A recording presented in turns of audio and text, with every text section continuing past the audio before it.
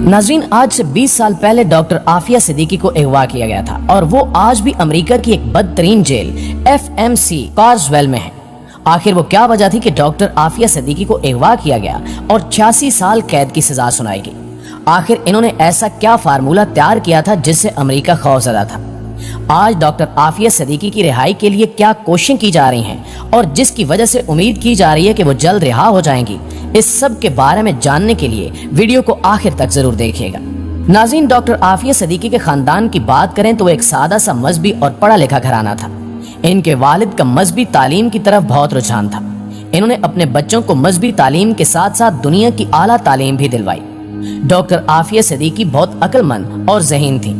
इनको 300 साल में पैदा होने वाले ज़हीन तरीन अफराद में शुमार किया जाता है। तकारीर के मुकाबलों में अक्सर मरहूम आमिर लियाकत भी इनके साथ होते। लड़कों में आमिर लियाकत इनाम जीतते और लड़कियों में आफिया सिद्दीकी। अगर कभी सबका एक साथ मुकाबला होता तो आमिर लियाकत कहते कि वो दूसरी तीसरी पोजीशन के लिए मेहनत करते हैं, क्योंकि पहली पोजीशन तो आफिया की ही होगी। डॉक्टर आफिया के खानदान में वैसे तो लड़कियों की जल्दी शादी कर दी जाती, लेकिन इनके भाई तालीम के लिए अमेरिका गए थे। इन्होंने डॉक्टर आफिया को यूनिवर्सिटी ऑफ ह्यूस्टन में स्कॉलरशिप के लिए अप्लाई करने का मशवरा दिया। इस तरह डॉक्टर आफिया सिद्दीकी तालीम हासिल करने अमेरिका चली गई। इसके बाद इन्हें MIT, जो कि दुनिया की बेहतरीन यूनिवर्सिटी समझी जाती है, वहां से स्कॉलरशिप की ऑफर मिली। वहां से इन्होंने बायोलॉजी में ग्रेजुएशन किया और अपनी रिसर्च में अवार्ड भी हासिल किया। इसके बाद इन्होंने PhD भी की। कहा जाता है कि अपनी तालीम के दौरान आफिया सिद्दीकी ने एक ऐसी रिसर्च भी की थी जो अमेरिका के बड़े बड़े साइंसदान भी नहीं कर सके थे। इस रिसर्च का इस्तेमाल करते हुए किसी भी मुल्क के लिए एक बेहतरीन दिफाई निज़ाम बनाया जा सकता था, यानी बहुत ताकतवर हथियार बनाए जा सकते थे।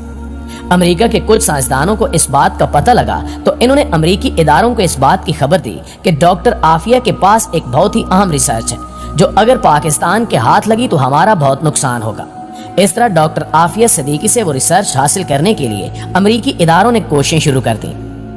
दोस्तों, डॉक्टर आफिया सिद्दीकी को अंदाजा था कि अगर ये रिसर्च अमेरिका के हाथ लग गई तो वो हमेशा की तरह इसे मुसलमानों के खिलाफ इस्तेमाल करेंगे। इसी वजह से डॉक्टर आफिया सिद्दीकी ने वो रिसर्च एक राज की तरह अपने पास रखी। डॉक्टर आफिया सिद्दीकी एक निहायत ज़हीन खातून थी।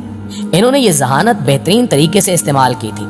इन्होंने एक ऐसा प्लान तैयार कर रखा था कि जिससे मुसलमानों को कुरान की सही मानों में तालीम दी जाती। इन्होंने अपनी पढ़ाई के दौरान तालीमी इदारों में कुछ ऐसी तकारीर भी की जिसमें इन्होंने इस बात का इजहार किया कि अब मुसलमानों को एक साथ मिलकर खड़े होना चाहिए। किस तरह वो बचपन से ही मुसलमानों को कुरान की तालीम दिलवाना चाहती थी। इनका प्लान था कि बच्चे कुरान पर फोकस करते हुए दुनियावी तालीम भी कुरान के जरिए ही हासिल करें। वो बिजनेस के असूल कुरान से सीखेंगे। इन्हें तिब कुरान के जरिए सिखाया जाएगा। एक मुल्क को चलाने के असूल कुरान और हजरत मोहम्मद सल्लल्लाहु अलैहि वसल्लम की जिंदगी से सिखाए जाएंगे। नाज़रीन, 1995 में डॉक्टर आफिया सिद्दीकी की शादी अमजद खान से हो गई और 1996 में इनका पहला बेटा अहमद पैदा हुआ। इनकी शादीशुदा जिंदगी खुशगवार नहीं थी। डॉक्टर आफिया की बहन डॉक्टर फौजिया कहती हैं कि एक दफा वो इनके घर इनसे मिलने गई तो आफिया के चेहरे पर जख्म थे। इन्हें स्टिचेस की जरूरत थी। इनके बेटे ने बताया कि अब्बू ने अम्मी को मारा है। जब उन्होंने डॉक्टर आफिया और इनके शौहर से इस बात का सवाल किया तो उन्होंने भी एतराफ कर लिया। डॉक्टर आफिया के 2 बेटे अहमद और सुलेमान और एक बेटी मरियम है।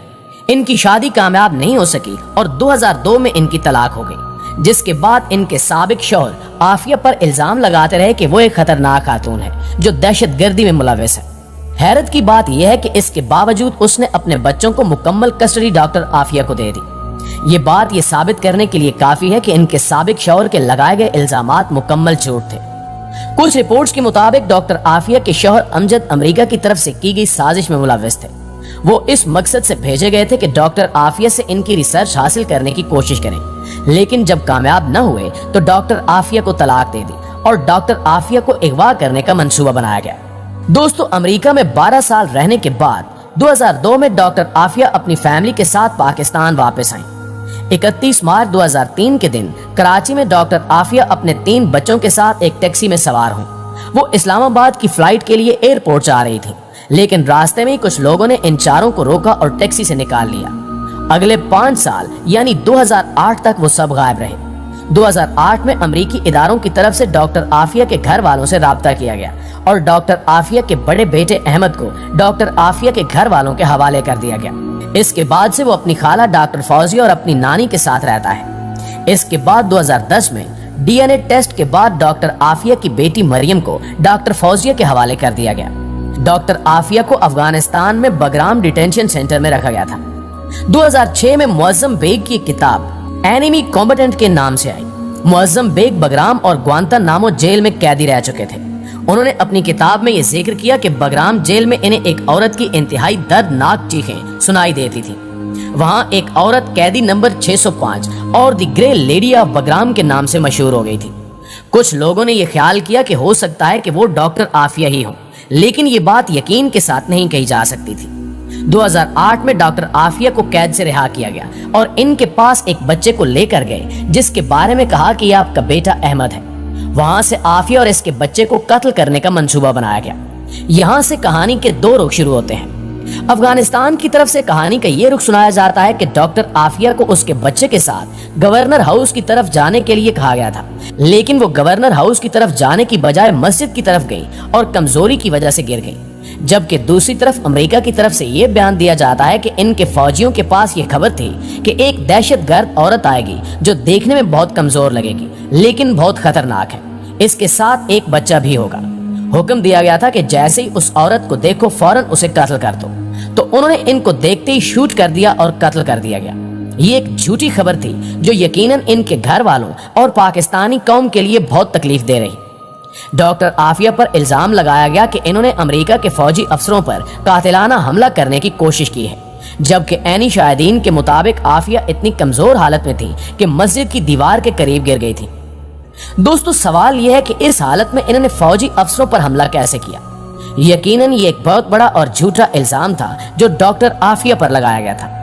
2010 میں امریکی عدالت میں سماعت ہوئی اور ڈاکٹر عافیہ کو کورٹ میں پیش کیا گیا۔ ان کے دانت ٹوٹے ہوئے تھے، بازوؤں پر زخم تھے اور زنجیروں میں جکڑا گیا تھا۔ وہاں ان کے بھائی بھی موجود تھے، لیکن انہیں ڈاکٹر عافیہ سے ملنے کی اجازت بھی نہیں دی گئی۔ اس پیشی کے دوران تمام ثبوت ڈاکٹر عافیہ کے حق میں تھے۔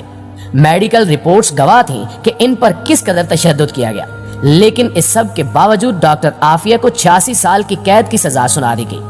آج ڈاکٹر عافیہ امریکہ کی FMC کارسویل جیل میں ہے، جسے جہنم کے گڑھے سے تشبیہ دی جاتی ہے۔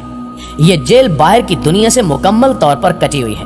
وہاں ان پر جسمانی تشدد، جنسی زیادتی اور ہر طرح کا ظلم کیا جاتا ہے۔ ان کے لیے بھیجے گئے خط بھی واپس کر دیے جاتے ہیں۔ ڈاکٹر عافیہ کی بہن ڈاکٹر فوزیہ ڈاکٹر عافیہ کی رہائی کے لیے مسلسل کوشش کرتی رہی۔ حال ہی میں ڈاکٹر فوزیہ اور سینٹر مشتاق احمد ڈاکٹر عافیہ سے ملاقات کے لیے امریکہ روانہ ہوئے۔ ڈاکٹر عافیہ کے اغوا کے 20 سال بعد ان کی بہن ان سے ملنے گئی تو ان سے ہاتھ ملانے اور گلے ملنے کی اجازت بھی نہیں تھی۔ کمرے کے ایک حصے میں قوم کی بیٹی ڈاکٹر عافیہ تھیں اور دوسری طرف ڈاکٹر فوزیہ، سینٹر مشتاق احمد اور ان کے وکیل۔ درمیان میں شیشے کی دیوار تھی۔ اللہ تعالیٰ ڈاکٹر عافیہ کی رہائی اور وطن واپسی کے لیے کی جانے والی کوششوں کو کامیاب کرے اور ہمیں اپنے عظیم لوگوں کی قدر کرنے والا بنا دے۔ آمین۔